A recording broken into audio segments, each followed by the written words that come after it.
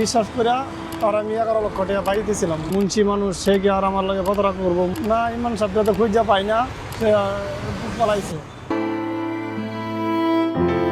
যে একটা মুন্সি মানুষ এত বড় কাজ করছে, আমার এটাকে বিরাট কষ্ট দিনে। কালকে 4টা খাইছিলাম, আজকে সারাদিন না খাওয়া। পোলাওটা খাওয়াইতে পারি না, স্ত্রী খাওয়াতে পারি না। আমি এখন খুব কষ্টে আছি আর কি। আমার এত সুন্দর একটা সংসার ছিল, এই সংসারটাই মুন্সি গাছ বেরিয়ে দিয়েছে আমার।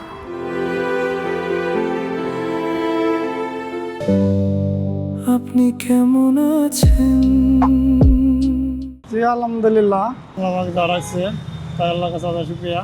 এখন আমার চলাফেরা আর বেশি একটা ভালো না, কারণটা আমি এলাকাতে আমার ছোটো একটা ফ্যামিলি ছিল, আমার চলাফেরা আর খুবই ভালো ছিল। আমি একটা মুরগির ব্যবসা করতাম, দেশি মুরগি বেচতাম।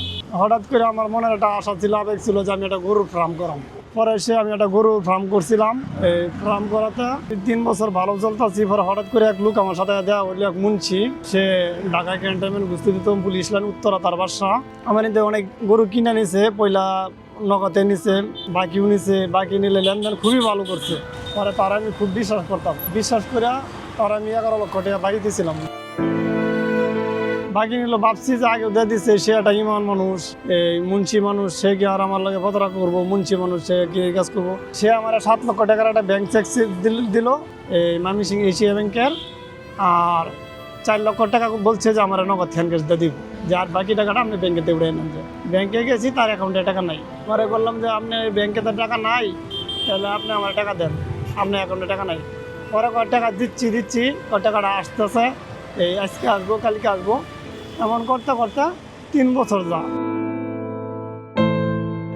পরে অনেকে আমার বললো যে ব্যাংক চেক দিছে না, করে মামলা করে দাও। পরে মামলার জামালা গেছি না, টাকার লাগে অনেক লোকজন লিয়ে গেছি, মানুষজন লিয়ে গেছি, থানাতে পুলিশ লিয়েও গেছি, যে সে আমার টাকা দেয় নাই, তারিখ বাড়তেছে না, দেশে অনেক পড়াইছে। ওটা টেনশন, আমি কিছু ব্যাংকেতে ঋণ উড়াইছিলাম, সেইটা মাইরা দেওয়ার পরে দেয়া আমার ওই ব্যাংকের ঋণও দিতে পারতাছি না। আমার গলির গরু বেচে তার টাকা আমি বইরে দিচ্ছি না। ইমান সাহেবটা তো খুঁজা পাই না, সে পলাইছে। তার বাসা চিনি, তার বাসায় গেছিলাম, তার ভাইয়া কটিয়া বাস করতেছি, স্ত্রী কটিয়া বাস করতেছি, তাহলে বাস করতেছি করে 3 বছর যাইতেছে। এখন আমার নানান টেনশন, চিন্তা ভাবনা, আমার অনেক শরীরের রোগে আমার অনেক দেখা দিতেছে। দেশ বাড়ি সাইডে এসে পড়ছি ঢাকা শহরে। সে আমার এই যে এত বড় বজরং করে আমার মাইরে গেছে। এখন আমার খুবই কষ্ট, আমার এলাকাতে আমি যাইতে পারি না। আমার ফ্যামিলি খুব আমার বাধ্য করে, কথাবার্তি কো।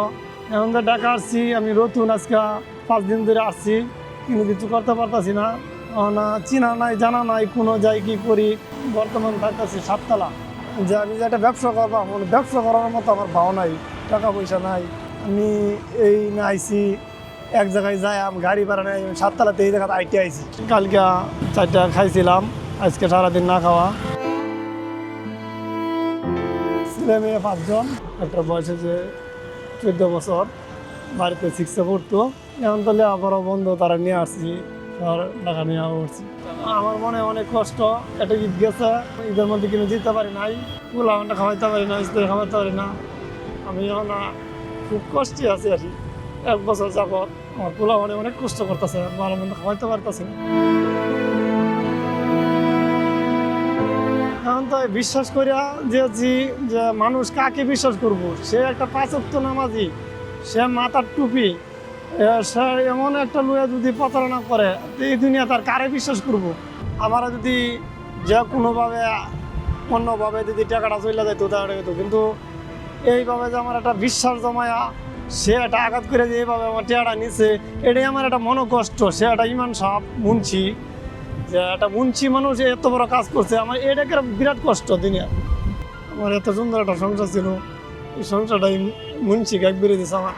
তারে যদি ধৈর্যা এই প্রশাসনে চেহারা যদি উদ্ধার করে দিতে পারতো, তাহলে আমি খুব চলতে পারতাম। আপনি কেমন আছেন?